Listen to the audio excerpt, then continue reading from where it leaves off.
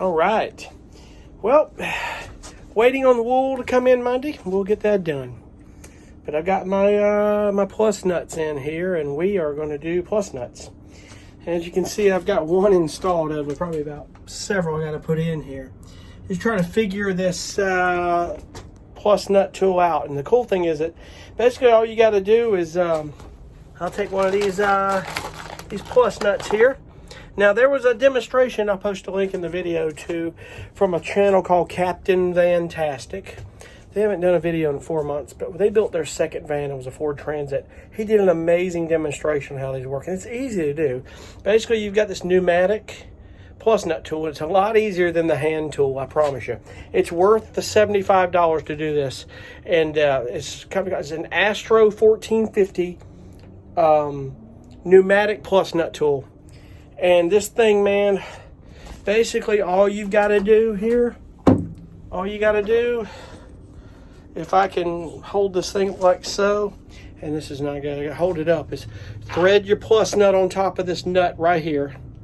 So thread the nut on like so.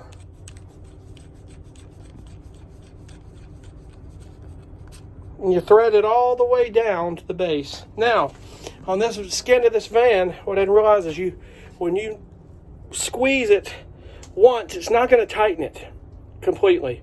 You gotta twist the bolt in the center of it back to the base of it, back to the base right here again, and pull it again. In other words, you pull them outward again, twist it till it tightens to the base again, and then squeeze it again, and it pulls it closer to the skin of the van. In other words, it's going to take a couple of times, but still much quicker process than a darn hand tool that you have to take 2 wrenches or an Allen wrench, and you're just cranking and your arms as sore as can be.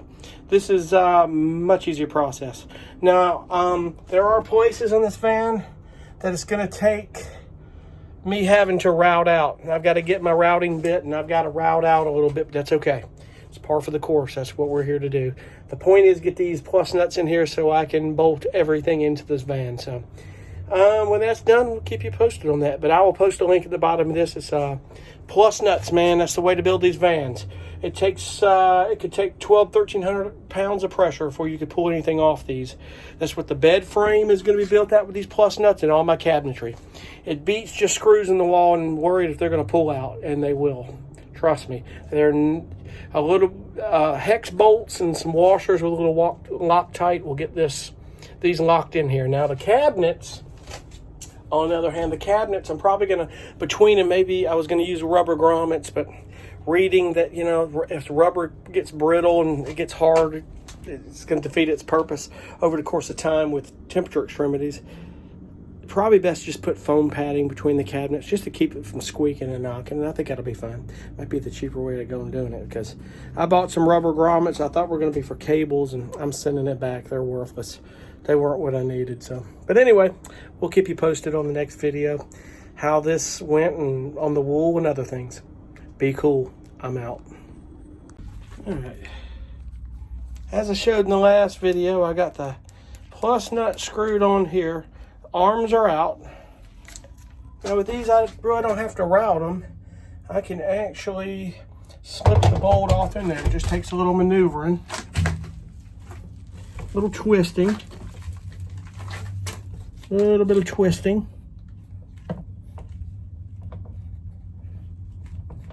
Manipulating of the metal. Goes right in now. Now I got it in, I squeezed the handles real well. Squeeze them in, which coming up you'll see me squeeze them. Squeeze them here. Now I'm dangling it down. I just spin it to taut, squeeze it again, spin it, and squeeze it. And that puppy is on there good. And I can spin it back off and take it off, which is cool. I don't have to unscrew the nut on the bottom as much, even though I do a little bit, but not as much. And that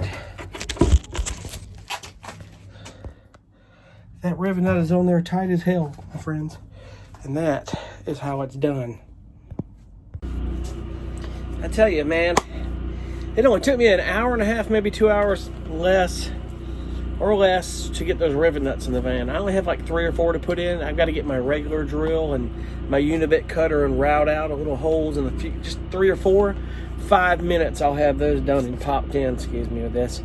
But those rivet nuts went in quick. That was a cool, easy process. So I had an epiphany while I was doing that on that bed frame, I know I have maybe 3 center supports, excuse me, just bolt those square metal in the center, but I'm thinking, just to be on the safe side, I may get 4 more, because I'll have to get 6 more total, 2 more for the center, and 4 on the corners. I can bolt in those poles, just to have that support. You know, yeah, it will hold it, but it's stressing maybe bending that metal on that frame, and I don't want to do that.